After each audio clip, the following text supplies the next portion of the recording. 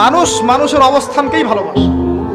মানুষ কখনোই মানুষের অন্তঃসত্ত্বাকে ভালোবাসে না। অবস্থান আপনার ভালো, আপনার পিছনে মানুষের অভাব থাকবে না। আজকে আপনার ক্ষমতা আছে, পাওয়ার আছে, খ্যাতি আছে, ইত্যাদি আছে, মানুষ দেখবেন পিছনে ঘুরঘুর করছে, ঘুরঘুর করছে, এবং এরা কিন্তু সবাই সবার স্বার্থেই ঘুরঘুর করছে।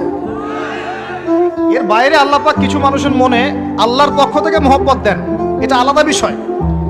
আপনি মানুষকে সন্তুষ্ট করতে পারবেন না। পরিবার, বাবা মা, ছেলে মেয়ে, বউ বাচ্চা, কাউকে সন্তুষ্ট করতে পারবেন না। 100% আপনি কাউকে সন্তুষ্ট করতে পারবেন না। সারা জীবন করে যাবেন, আপনার বিরুদ্ধে অভিযোগ থেকেই যাবে। শুধু আল্লাহ রাব্বুল আলামিন অপেক্ষা করে বসে আছেন, আপনি কখন তওবা করে তার দিকে ফিরে আসবেন। দিন দিন আল্লাহ পাক আপনাকে মাফ করে দিবেন ইনশাআল্লাহ। আল্লাহ পাক বলেছেন শোনেন, ইল্লা মান তাবা, যে অনেক গুনাহ করেছে, শিরক করেছে, জিনা করেছে, মদ খেয়েছে, বেদাত করেছে, হারাম খেয়েছে, আল্লাহ পাকের অবাধ্য হয়েছে, নামাজ পড়ে নাই, যাকাত দেয় না, ইত্যাদি ইত্যাদি অনেক অন্যায় করেছে,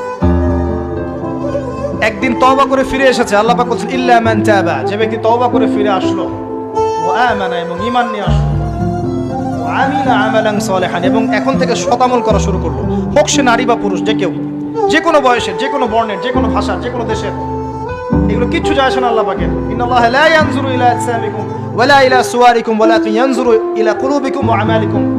আল্লাহ পাক শুধু কলব দেখেন, আমল দেখেন, রক্ত মাংস বর্ণ এগুলো দেখেন না। আল্লাহ পাক ফিরে এসেছে, আমল, ঈমান এনেছে, আমল সালেহ করেছে।